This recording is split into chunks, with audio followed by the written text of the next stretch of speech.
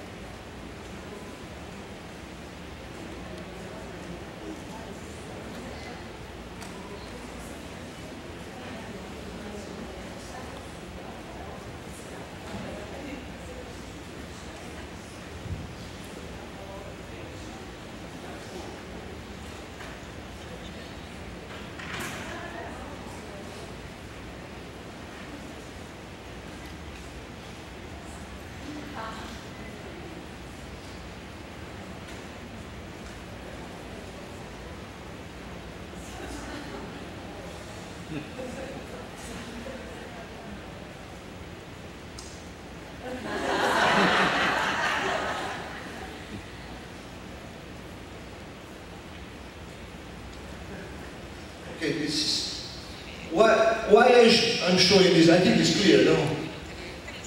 In 1960, he was watching television with. She was watching television. He was watching television with his sister, no?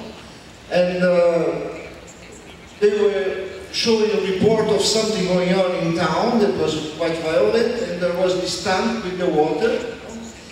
And then it was time for him to go to have shower, to have a bath with the mother. And he hears the sound of the water from the tap, and he connects immediately with the danger he saw in the television of the water hitting the people. And then he runs away, trying to get out from the terrible situation of being hit by the water as he saw in the television. And I think this is the connection, I think in the cartoon it's very, very clear. It shows the connection that Maurizio was talking in all the brain knowledge that we have. That the resonance is directly, the representation comes directly from what we see, what we feel, and the emotions we get. If we live in an environment where we are hit all the time by this kind of information, we react, even if we don't know, like that, in different situations. I will give an example. In maybe 15 years ago, I went to Japan to work, and I took my children with me. My daughter was 10, my young son was 8 at that time. And I went to work in the mountains in a temple, in a very little town, absolutely safe place. Japan is very safe. This town was more safe. It's a Buddhist temple with monks, etc. While I was working, the kids stayed playing in the place, sometimes in the room, sometimes a little bit outside there. And one monk that was the boss of the temple, he knew the children were there, and he went there to invite them to go for a walk in the town. Just be kind. He went there, and my daughter, the older one, said, okay, I go. And my son said, no, I don't go. In the lunchtime, I went to see them. They were back already. And I asked my son, why you didn't go with them to the war? Because I was afraid of being kidnapped. And then I didn't go. And I say, then something came to me that I started to elaborate. I went from São Paulo to this place. In São Paulo, we have some cares, especially at that time, you know, about kidnapping, because there were a lot of kidnapping in town.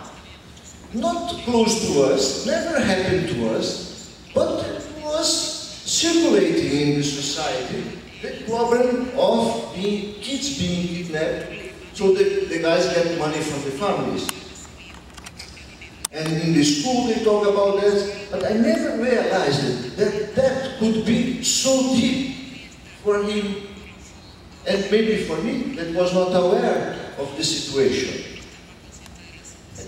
So after I explained to him, and the children, I think, very quickly overcome the problem, you know? And then he started to went out in the city, even by himself. It was not a city, it was a little village. But that is how the society affects, in a way that we don't perceive. We don't perceive many things. We don't understand many communication, many things that are being made against us. We don't understand. And we don't understand what happens inside us that do not allow us to react or even to understand what is going on. There's so much information that comes in a city, not only in the city, in your home, through the television, through the newspaper, to the whole media, that affect you, your body, yourself, so deep that you either do not perceive that, do not react to that, and start even not feeling what's going on. So that's my question that I raised about urban trauma. I had a discussion about 20 days ago, or 1 month ago. I went to US in Boston, and we have a colleague there that is a psychologist in the university there. And he was trying to make me believe that there is no trauma in the urban life. There is big stress. You know? So maybe for him, when you live, I don't think he was not, I think he was not really aware of what was happening, for example, in the United States at this moment, you know. But if you live in a country like the United States or in Europe, the relationship with town is very different. The relationship with criminality, with dangers, etc., is very different. But then he was trying to convince me that this was big stress and not a traumatic situation. So I tried to show him what's the difference between a big stress and trauma. Trauma means when you don't perceive, when you are not aware of what's going on inside yourself. You are away, you know, from the real situation you are facing in daily life. And stress, no, stress just let you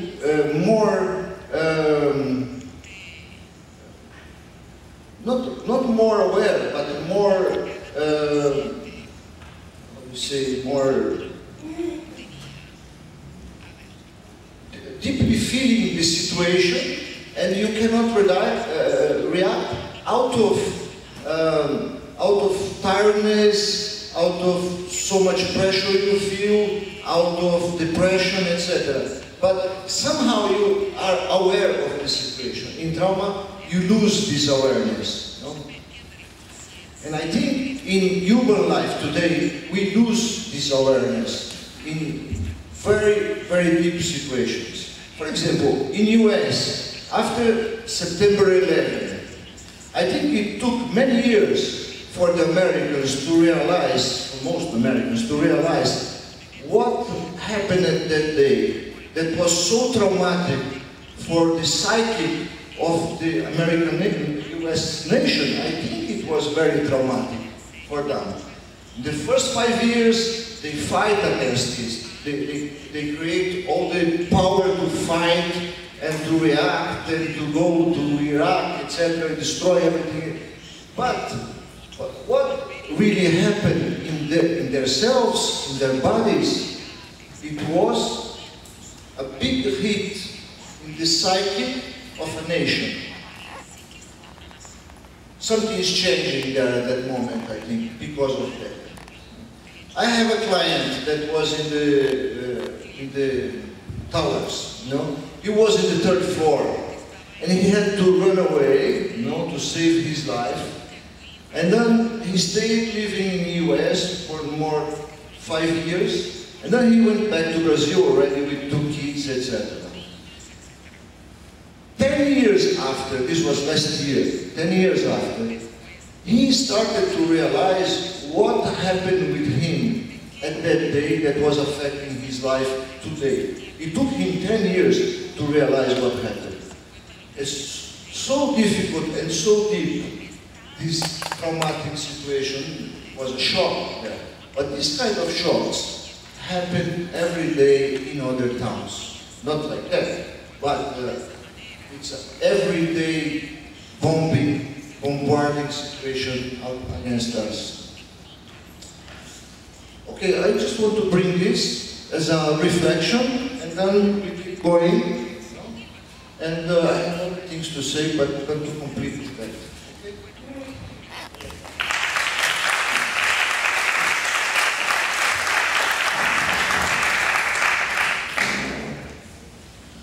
So we are 3 friends working and talking since a lot of years together, and each of us we've chosen to present different proposition about traumatic city or social trauma.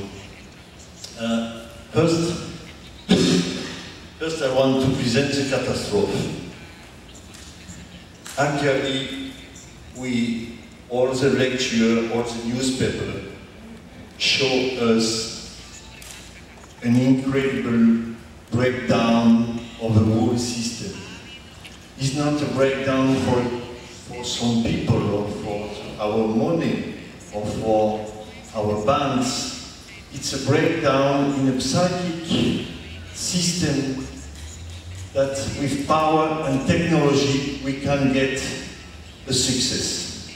When you look at the deciders of the world today, for example, Sarkozy and Merkel talking about Euro, Obama, and all these people, or Clinton, you just see crazy people depressed, like this, not knowing what to do, and it's incredible to see that this touches all of us. But if we look at what is, when we are in a trauma, you talk about the disconnection between head and body. We have this, often we don't see that we are traumatized. A lot of people come in therapy but suddenly they realized they forget a very, very strong element, which is totally occulted, repressed, or forgotten. It can be before the thinking memory, it can be with the born, but it can be at 10 years old or 15. So, if we look at the society as a human being, we can see that as a social people, we cannot see what is wrong for us, because we are inside. But when we just think about what we feel, and what we see, what the newspapers say, we can feel a very big this connection. For example, we see Cuba, and Cuba is a dictature, and Guantanamo in Cuba is a democracy. And the only democracy of Middle East is Israel. And the US give a lot of rules of the human right to all the people. And France put bombs in Libya to save people.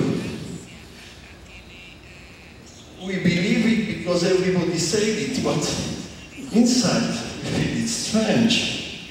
Save people with thousands of bombs by days on towns. But it's not bombs, it's hurt, trap. Newspapers don't talk about bombardment now. And all that, with the bank, we say that now we give more money to the bank to save us. With the pollution, now we give more power to experts. We will control us, and now it will be better, but it's the experts which have made this bullshit. And all these things, in a trauma, usually we are addicted to the source of trauma. With incest, the girl stay with the father until the die of the father.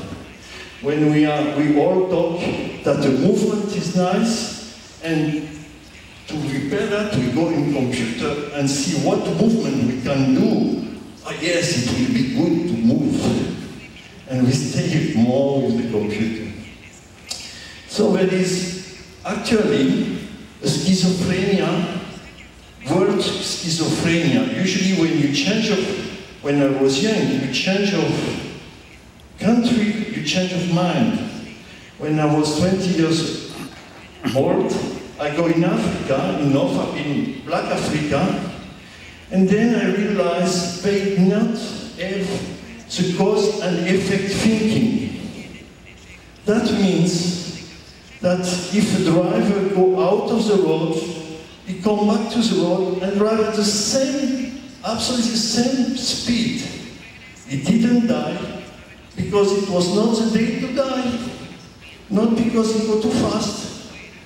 So he just goes the same fast. And say, these people don't think like us. There is no one way to think.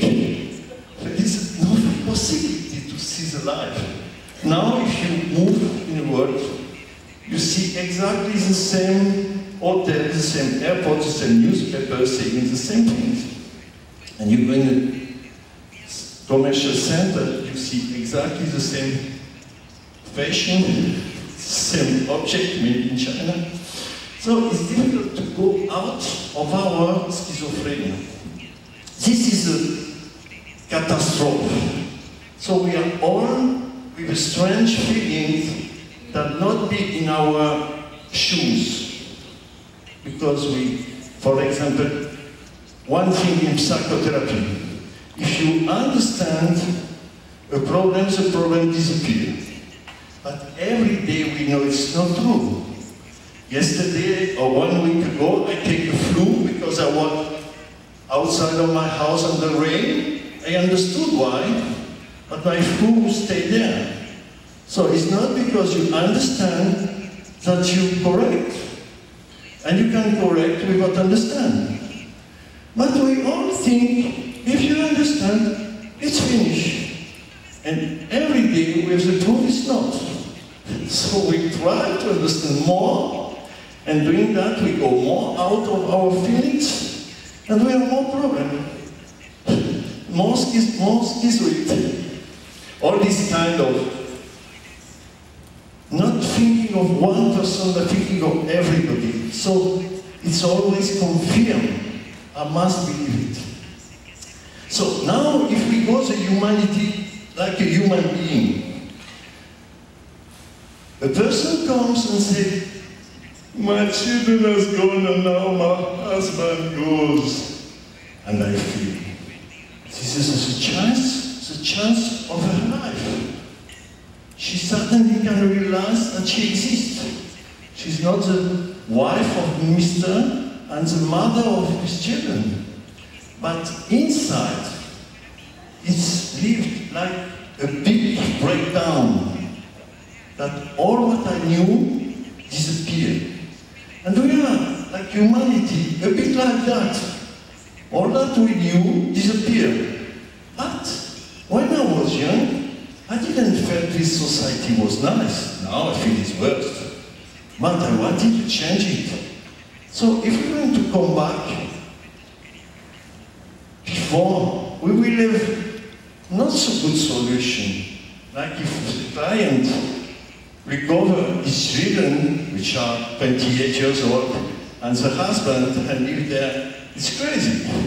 Children must go, and perhaps the couple must change or disappear. This is the second thing. If we look at it, the crisis usually, it's an incredible possibility to see blind in an unexpected world, unexpected possibilities. And the third thing is about solutions. When I moved of house in '96, I saw a book in the owner of his house leave everything there. The alcohol, the books, the family photos, the furniture. Okay. So I look at the books, and one book was the 30 next years. Les 30 prochaines années, 30 next years. And I opened the book, it was printed in '66. I said, okay, the 30 years are past, I can look at it. And it was incredible. All was predicted. It compared the translation from time, geographical, and value. Roma is US, USSR was Carthage, China limits, but in '66, US was very down and USSR very strong. Europe was a Greek towns and all that. And he said, Islam will grow, China will grow, justice will disappear. Even in '96, this is not possible. If we look now, justice disappears. So there is very big movement in life.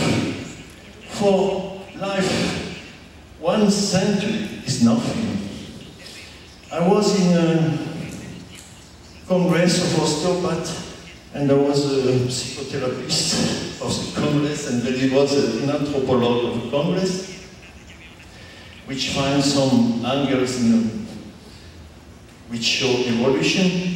And she told that we have the same teeth than the little monkeys. It's 45 million of years. Since 45 million of years, we have the same number of teeth. It was little monkey, big monkey, Australopithec, Homo sapiens. And now, since 20 or 30 years, a lot of children miss last teeth here or in front. And in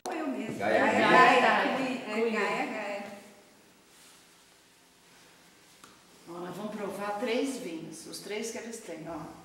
Primeiro, segundo e terceiro. Vocês anotem e ver qual vocês gostam mais. Porque o nosso pagamento é comprar alguma garrafa. Ah, mas agora... Como é que a Gisele... Gisele é triplo G. Gisele Gaia Gerabi, que é título honorável. Capite? Capite? Capito. É honorável mesmo. Cosa proviamo prima, signorina? Renina 2004, Sì. poi Renina 2006 Sì. e Sugarina 2006. Bravo. Cadê meu caderno? Passa? Sì.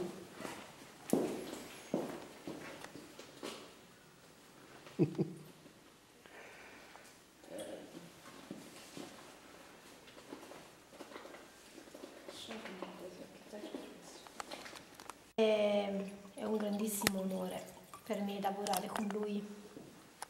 Então, tu conhecido Angelo em Bulgária? Sim. Where are you from? Italy. Italy.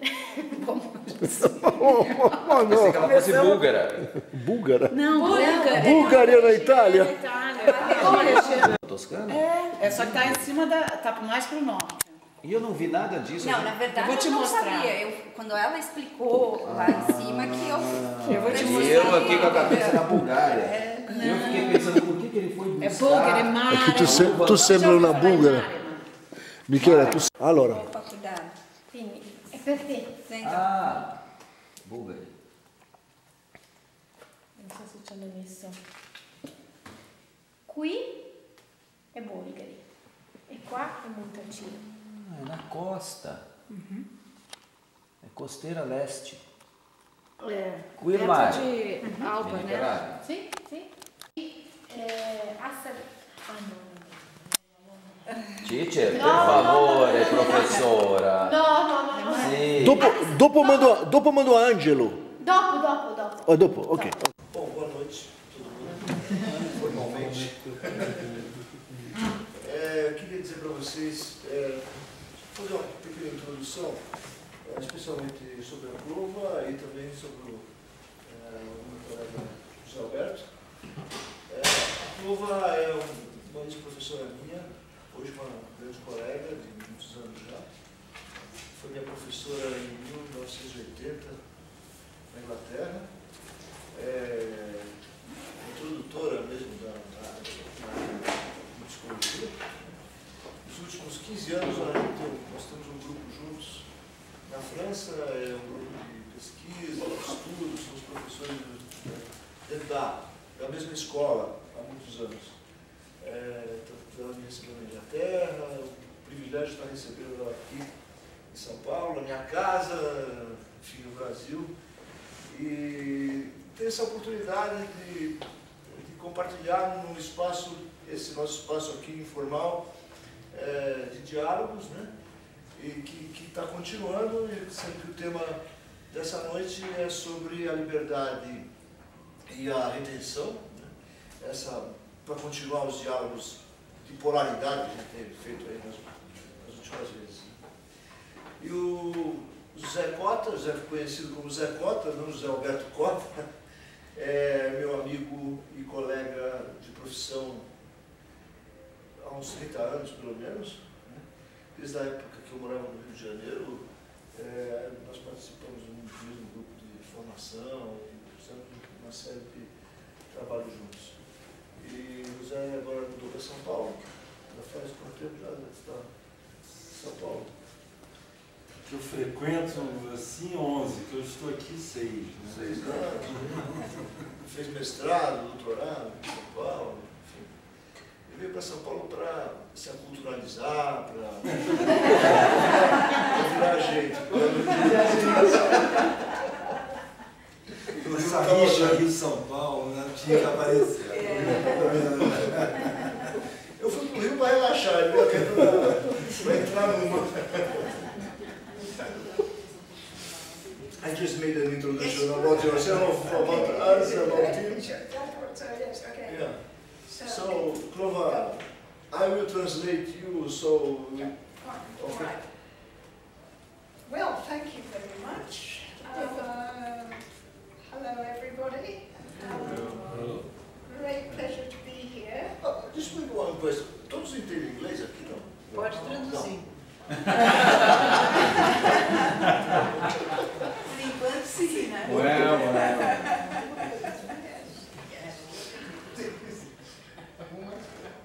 Yes, when you're ready to translate that. I will. Yeah, I will. Oh, okay. Right. So, Rubens told me the themes of your previous recent dialogues.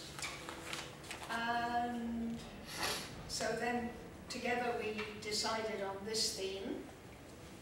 Eu contei para ela sobre os encontros anteriores, né, para quem esteve aqui, né? Mas pelo menos os títulos estavam no anúncio dessa semana. E a gente discutiu junto para chegar nesse título e chegamos para esse encontro aqui. And then I was thinking, what can I say? Ela estava pensando, então,